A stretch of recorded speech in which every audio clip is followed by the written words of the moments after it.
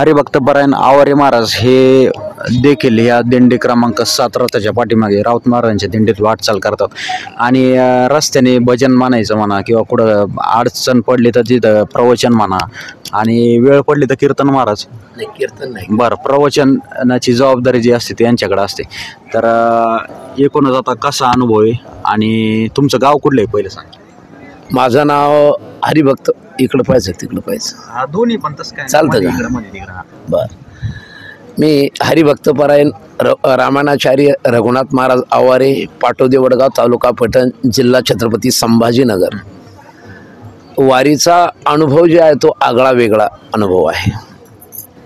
परमार्थ जो असतो तो एक भजन करत असताना किंवा ध्यान करत असताना माणसाचा देहभाव विसरावा याच्यासाठी परमार्थ असतो. तुकोबरा अभंगामध्ये वर्णन करतात, असो ऐशे कोठे अठवची नाही देहीच विधी भोगुदशा. भजनामध्ये किंवा परमार्थ करत असताना देहाचा विसर पडावा याला विदेहमुक्त अवस्था म्हणतात आणि परमार्थ हा विदेहमुक्तीसाठी असावा. वारीचा अनुभव असा आहे की आपण जर वारी करायला निघालो, वारीमध्ये जर निघालो आपलं पंढरपुराकडे, तर प्रपंच जो आहे तो सगळा विसरून जातो माणूस. प्रपंचाच्या पाठीमागे किंवा त्या ठिकाणी पाठीमागचं कशाची आठवण येत नाही. सारखी वड जी असती माणसाला ती पंढरपुराकडे म्हणजे भगवान पांडुरंगाकडे वड असते आणि आपण आपलं प्रपंच विसरणे, आपला देहभाव विसरणे, आपण आपलं जे काही वार आहे तारीख आहे हे विसरणे हाच खरा परमार्थ आहे. बरोबर. परमार्थ म्हणजे काय तर परमार्थामध्ये वारीमध्ये हे सगळ्या गोष्टी घडत असतात म्हणजे खरा परमार्थ घडत असतो. बाकीचा आपण इतर घरी जर साधना करायला गेलो का वेगवेगळ्या प्रकारचे त्यामध्ये ज्ञानयोग आहे, कर्मयोग आहे, भक्तियोग आहे, नाना प्रकारची साधना किंवा योग आहे. आपण स्वतःच्या घरामध्ये जर साधना केली तर एवढं चित्त एकाग्र होत नाही, चित्त विचलित होतं. बरोबर. परंतु वारीच्या रस्त्याला लागलं तर सगळं जे चित्त आहे ते भगवान पंढरीश पांडुरंगाकडे असतं. बरोबर. आणि वारी म्हटलं की आगळा वेगळा अनुभव. तुकोबरात एक अभंगामध्ये वर्णन करतात, होय होय वारकरी पाहे पाहे रे पंढरी. म्हणून या ठिकाणी वारकरी होण्याचा अट्टहास तुकोबाराने अभंगामध्ये केला. तुकोबारा असं नाही म्हटले होय होय कीर्तनकार, होय होय रामायणकार, होय होय भागवतकार, होय होय पखवाद वाजवणकार, होय होय त्या ठिकाणी काका. तुकोबारा वारकरीच का म्हटले तर वारकऱ्याचा होण्याचा उद्देश आहे की वारकरी हा जो आहे तो अभिमान रहित असतो. बरोबर. बाकी असणाऱ्या खंड्या यामध्ये अभिमान असतो, परंतु वारकरी जो आहे अभिमान मुक्त झालेला असतो. कसल्याही प्रकारचा अभिमान वारकऱ्यामध्ये नसतो. आता आम्ही पैठण ते पंढरपूर सारखं चालत आलो. या ठिकाणी चालत येत असताना जवळपास मला असं वाटतं 450 ते 500 वारकरी या श्री गुरु दत्तप्रसाद दिंडी क्रमांक 7 मध्ये असावे. पण किती एका प्रेमानं त्या ठिकाणी राहतात. जसं एका कुटुंबामध्ये असणारी माणसं राहतात, एका परिवारामध्ये माणसं अतिशय तसं वारीमध्ये एवढी माणसं प्रेमानं असतात. कोणी कोणाशी वाद नाही, भांडण नाही, अगदी माऊली माऊली माऊली माऊली म्हणत आणि सगळी एका कुटुंबातील एका सदस्याप्रमाणे सगळं असणारी वारकरी एकमेकाला प्रेम देतात. बरोबर. आणि मला वाटतं वारीतून आम्ही हे शिकतो की त्या ठिकाणी समाजाला त्या ठिकाणी प्रेम द्यावं. गावात गेल्यानंतर सर्व गावकरी जे असतील ते सगळी त्या ठिकाणी म्हणजे आपण त्यांना एक बंधुत्व भाव, समता भाव हा घेऊन आपण वारी चालत असतो आणि हीच असणारी जी शिकवण आहे आम्ही तिकडं समाजाला द्यावी, हा एक उद्देश वारीचा आहे. म्हणजे वारी ही एक आगळं वेगळं जीवन आहे आणि वारी त्याच्यासाठी आहे की आज जगाने भरपूर भौतिक प्रगती केली. पूर्वी माणसं पायी चालायचे, पायी चालल्यानंतर त्या ठिकाणी नंतर गाडी बैल असायची, नंतर त्या ठिकाणी काही प्रगती विज्ञानाने केली, त्यानंतर असणारा माणूस मोटरसायकलवर चालू लागला, काही एसटीने चालू लागले, काही माणसं रेल्वेने चालू लागले, परंतु आता काही माणसं हजारो किलोमीटर विमानाने त्या ठिकाणी प्रवास करू लागले. पण प्रवास करत असताना त्या ठिकाणी भौतिक असणारी जी साधनं उपलब्ध करून त्या ठिकाणी जगानं भौतिक विकास खूप केलेला आहे.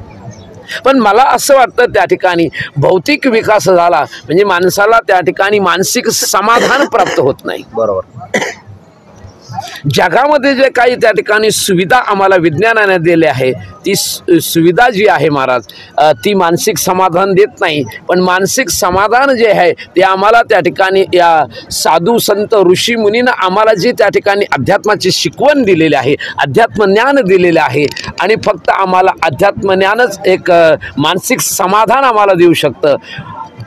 विज्ञानाने दिलेल्या वस्तू आम्हाला त्या ठिकाणी सुख आणि समाधान देऊ शकत नाही. म्हणून वारीमध्ये आम्हाला सुख समाधान त्या ठिकाणी मिळतंय. म्हणून आम्हाला वारीची अत्यंतिक गरज आणि अत्यात्मिक सर्वांना आवश्यकता आहे. कशासाठी? तर आध्यात्मिक सुखासाठी. बरोबर.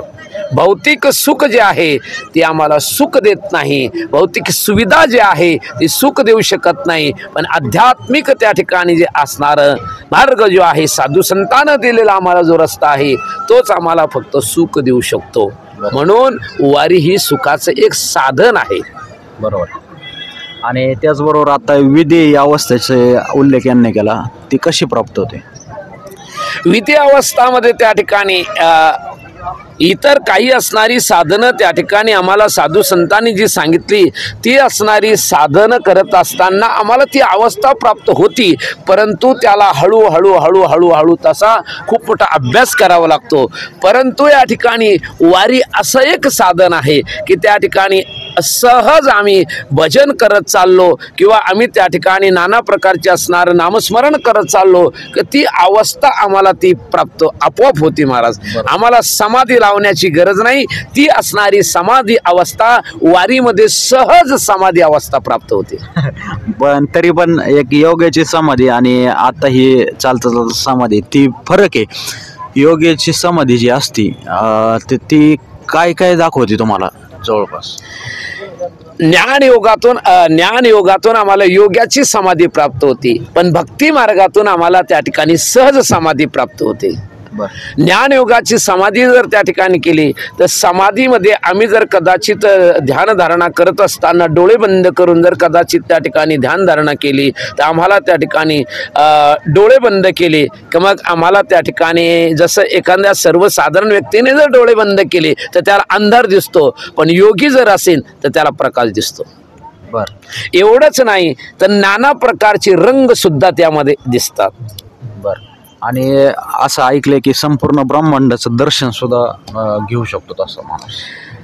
या ठिकाणी जी अवस्था आहे त्या ब्रह्मांडाच्या ती अवस्थापर्यंत मी काही गेलेलो नाही, परंतु मी ज्या अवस्था प्राप्त करून माझ्या सद्गुरूच्या कृपेनं मला जे काही एक ज्ञान प्राप्त झालं, योगातून ज्या काही अवस्था प्राप्त झाल्या त्याचा अनुभव मी सांगू शकतो. बरं, सांगा.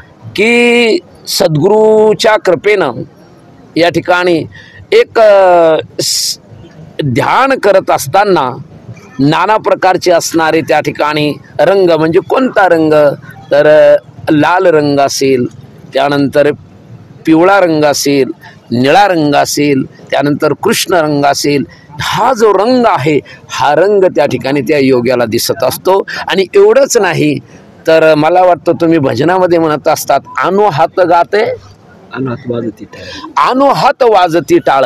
तर अनुहात म्हणजे काय तर या ठिकाणी अनुहात हा योग्याला प्राप्त होत असतो.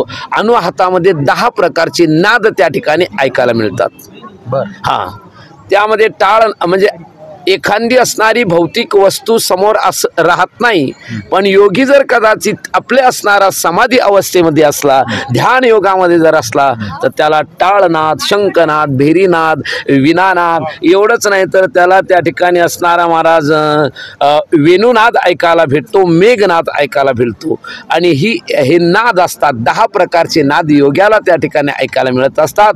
आणि सुंदर जर त्या ठिकाणी सगळ्या नादामध्ये जर कोणता नाद असेल तर योग्याला तो आपल्याला श्रवण करायला मिळतो, तो अनुहात नाद म्हणजेच वेणुनाद.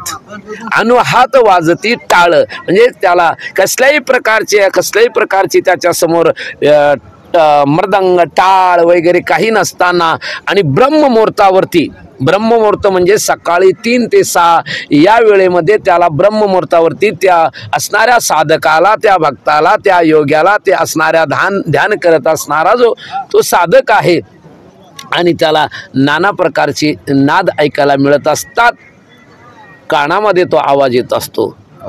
पण माझ्या असणाऱ्या जीवनामध्ये मला वेणुनाद खूप प्रकारे ऐकू येतो. वेणू म्हणजे भगवान श्रीकृष्ण परमात्म्याची बासरी आणि त्या बासरीचा नादाचा आनंद मी अनेक वेळा त्या ठिकाणी माझ्या जीवनामध्ये एक सद्गुरू माझे श्रोत्रिय ब्रह्मनिष्ठ कृपाळ योगीराज महंत बाळकृष्ण महाराज गोसावी भीमाशंकरनाथ मठ संस्थान बोकुड जळगाव तालुका पैठण जिल्हा छत्रपती संभाजीनगर या असणाऱ्या सद्गुरूच्या कृपेनं हे सर्व असणारे अनुभव माझ्या जीवनामध्ये आलेले आहे. बरं.